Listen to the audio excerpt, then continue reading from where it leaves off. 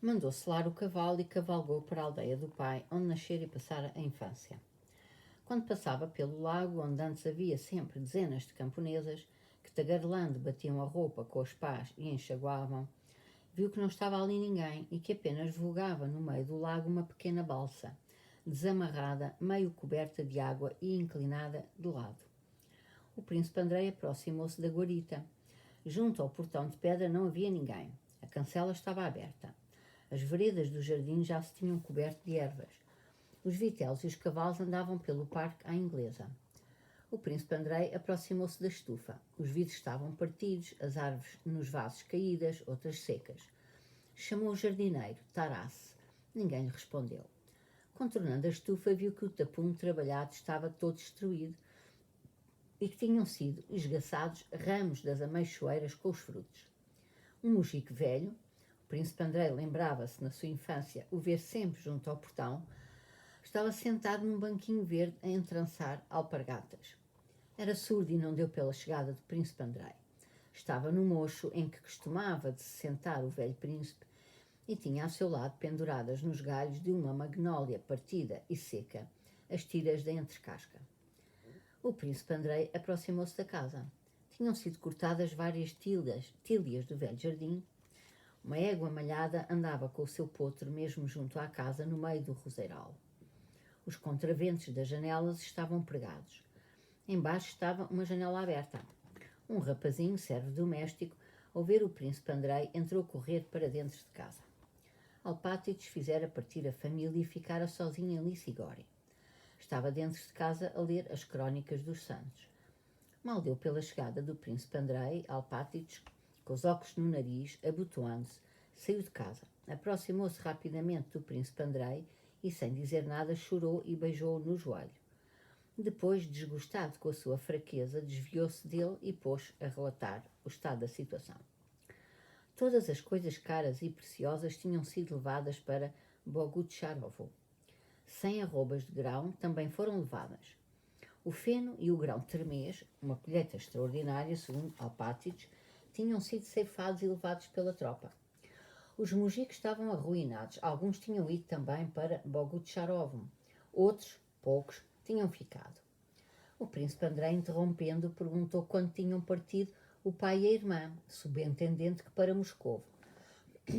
Alpátides, pensando que o príncipe Andrei lhe perguntava sobre a partida para Bogucharovo, respondeu que tinha sido no dia 7 e de novo passou a falar sobre a propriedade, pedindo ordens. Vossa Alteza autoriza que se dê a veia aos militares mediante recibo? Perguntou Alpátides. Ainda temos 60 arrobas. O que lhe posso responder? Pensava o príncipe Andrei, olhando para a cabeça calva do velho, luzindo ao sol, lendo na sua expressão de rosto que ele próprio percebia como era inoportuno fazer tais perguntas, mas apenas as fazia para abafar a sua angústia. Sim, dá-lhes a veia, disse o príncipe. Se Vossa Alteza viu a desordem que vai no jardim, continuou Alpátides, devo dizer que era impossível impedi-la. Passaram por aqui 3 regimentos e pernoitaram cá, principalmente os dragões. Apontei a patente do comandante para apresentar a queixa. O que vais fazer? Ficas aqui se vier o inimigo? Perguntou-lhe o príncipe Andrei. Alpátides voltou o rosto para o príncipe Andrei e olhou para ele. De repente, num gesto solene, levantou a mão. É ele o meu protetor, seja feita a sua vontade, pronunciou. Vinha pelo prado um grupo de mujicos e de servos domésticos, de cabeças descobertas, aproximando-se do príncipe Andrei. Adeus, disse o príncipe Andrei, inclinando-se para Alpátides. Vai-te embora daqui, leva o que puderes, e manda o povo para as nossas terras de Riazan ou dos arrabaldes de Moscovo. Alpátides encostou ao príncipe e chorou. O príncipe Andrei afastou-o meigamente e meteu o galope pela alameda abaixo. Ao lado da estufa, com a mesma impassibilidade de uma mosca pousada no rosto de um morto querido, estava sentado o velho, martelando nas encóspias da alpargata.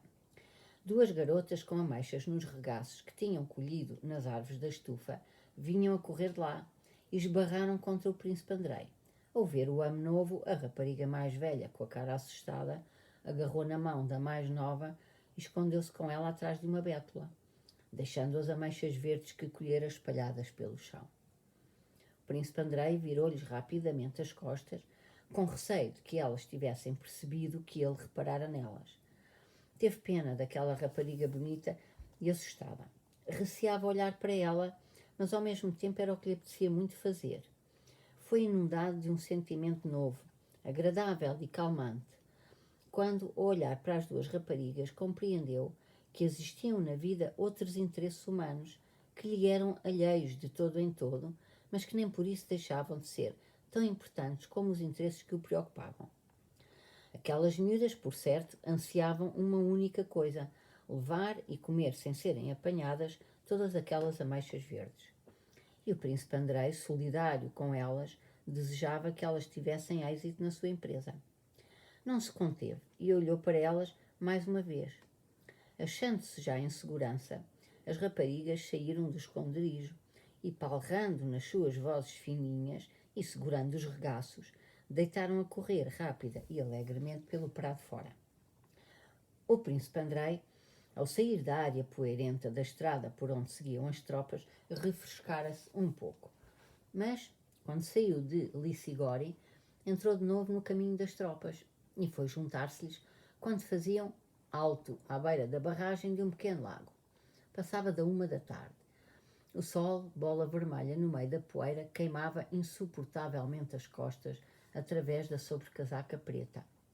A mesma poeira pairava imóvel por cima das tropas paradas e remolejantes. Não havia vento. Ao passar pela barragem, soprou para o príncipe Andrei o cheiro a lodo e a frescura do lago.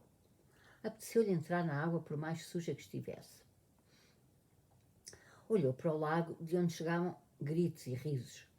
O pequeno lago turvo, cheio de lentilhas d'água, devia ter subido 1,5 palmo, inundando a barragem, porque estava cheio de corpos brancos e nus de soldados que, com as mãos e as caras da cor do tijolo, se rebolavam dentro dele.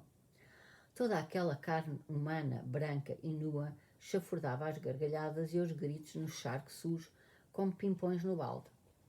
Enchia-se de alegria e agitação. Por isso parecia ainda mais triste. Um soldado jovem e loiro, o príncipe André conhecia-o, da 3ª companhia, com uma pequena correia abaixo da barriga da perna, recuava, benzendo-se, para tomar um bom impulso e saltar para a água.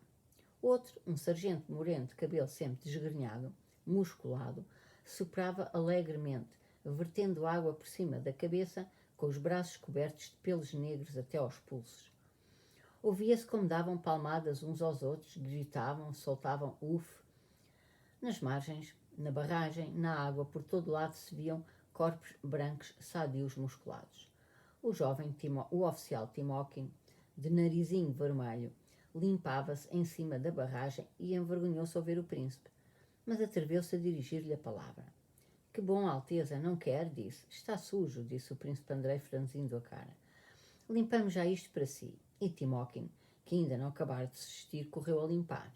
O príncipe quer tomar banho. Qual príncipe? O nosso príncipe? Ouviram-se vozes e todos se atarefavam de tal maneira que o príncipe Andrei teve dificuldade em acalmá-los. Pensou que seria melhor molhar o corpo com um balde de água no barracão. Carne, corpo, carne para canhão, pensava, olhando também para o seu próprio corpo nu, e estremecia, não de frio, mas de uma repugnância e de um terror que não compreendia, à vista daquele montão de corpos a chafurdarem no lago sujo. A 7 de agosto, o príncipe Bagration, no seu abultamento da aldeia de Mikhailovka, no caminho de Smolensk, escrevia o seguinte. É mesmo uma carta enorme. Excelentíssimo Sr. Conde Alexei Andreevich. A carta era para Arakchev, mas sabia que seria lida pelo imperador, por isso, na medida das suas possibilidades, refletia em cada palavra que escrevia. Penso que o ministro já fez o relatório sobre a entrega de Smolensk ao inimigo. Isso dói, é triste e todo o exército está desesperado por ter sido abandonado inutilmente este importante local. Da minha parte, pedi-lhe pessoalmente com insistência e cheguei mesmo a escrever-lhe, mas nada o convenceu. Juro-lhe pela minha honra que Napoleão estava cercado como nunca esteve e, se perdesse metade do exército, nem mesmo assim tomaria Smolensk. As nossas tropas lutaram e continuam a lutar como nunca. Eu, com 15.000 homens, detinha-os durante mais de 35 horas e derrotava-os, mas ele não quis resistir 14 horas sequer. É uma vergonha, é uma mancha no nosso exército. Quanto a ele, na minha opinião, nem devia viver neste mundo. Se ele diz que as perdas são grandes, não é verdade. Talvez cerca de 4.000 baixas, mas nem isso. Nem que fossem 10.000, nada a fazer é a guerra. Em compensação, o inimigo perdeu um mar de soldados, o que lhe custava aguentar ainda mais 2 dias. Eles é que teriam recuado, porque já não tinham água para os homens nem para os cavalos. Ele deu-me a sua palavra de que não recuaria, mas de repente enviou uma mensagem dizendo que à meia-noite se iria embora. É impossível conduzir a guerra desta maneira, porque assim somos capazes de deixar o inimigo avançar até Moscovo. Correm rumores de que pensam propor a paz. A paz, Deus nos guarde, depois de todos os sacrifícios e destas retiradas absurdas, firmar a paz. Quem o fizesse disporia toda a Rússia contra si, e qualquer um de nós teria vergonha de envergar a farda. Já que estamos nisto, enquanto a Rússia puder e os soldados se aguentarem de pé, há que lutar. É preciso que seja só um a comandar e não 2. O seu ministro talvez seja bom no seu ministério, mas, como general, não só é mau como é imprestável. No entanto, entregaram-lhe o destino de toda a nossa pátria. Francamente, estou doido de desgosto. Desculpe escrever-lhe desta forma atrevida. Pelos vistos, quem aconselha um acordo de paz e a entregar o comando das tropas ao ministro não gosta do imperador e deseja a perdição de nós todos. Ora bem, aqui lhe escrevo a verdade. Prepara as milícias, porque o ministro, com grande mestria, está a conduzir para Moscou um visitante. Há grandes suspeitas em todo o exército relativamente ao ajudante de campo da corte, Volzogan. Dizem que ele é mais partidário de Napoleão do que nosso. E, no entanto, é ele quem aconselha o ministro. E eu não apenas sou educado para com ele, como ainda lhe obedeço como um furriel, embora seja de patente superior a ele. Isso dói-me. Porém, como amo o meu benfeitor e imperador, obedeço. Apenas tenho pena de que Sua Majestade confie a gente desta, o nosso glorioso exército. Imagino que, com a nossa retirada, perdemos mais de 15.000 homens por cansaço e nos hospitais. Ora, se fizéssemos a ofensiva, não seria assim. Diga-me, por amor de Deus, o que dirá a nossa mãe Rússia, vendo que nos acobardamos e que entregamos a nossa boa e zelosa pátria aos canalhas e incutimos em cada súbdito ódio e opróbio? Acobardamos-nos para quê e perante quem? Não tenho culpa de que o ministro seja um indeciso, um cobarde, um tolo, um lento e tenha todos os defeitos. Todo o exército se lastima e o descompõe. 6. Entre as inúmeras categorias em que podem dividir-se os fenómenos da vida, é possível destacar aquelas em que predomina o conteúdo e aquelas em que predomina a forma. Nestas últimas é possível incluir a vida petersburguense, sobretudo a dos salões, ao contrário da vida rural e das suas instituições administrativas, da vida provinciana e até da moscovita. Esta vida petersburguense é imutável. Já firmámos a paz e já entramos em conflito com Napoleão desde 1805, mas o salão de Anna Pavlovna e o salão de Helene continuavam na mesma, tal como era o primeiro há 7 anos e o segundo há 5. No salão de Anna Pavlovna continuava a falar-se da mesma forma, com perplexidade sobre os êxitos de Bonaparte, e a ver-se tanto nestes êxitos como na complacência dos monarcas europeus para com ele, uma conspiração maligna, com o único propósito de causar desgosto e desagrado ao círculo de cortesãos representados por Anna Pavlovna. Da mesma forma, no círculo de Helene, que o próprio Rumiantsev honrava com as suas visitas, considerando-a uma mulher notavelmente inteligente, tanto em 1808 como em 1812, falava-se com enlevo da grande nação e do grande homem e contemplava-se com pena a ruptura com França. A ruptura é essa que, na opinião das pessoas reunidas no círculo de Helene, tinha de acabar com a paz. Hoje ficamos aqui.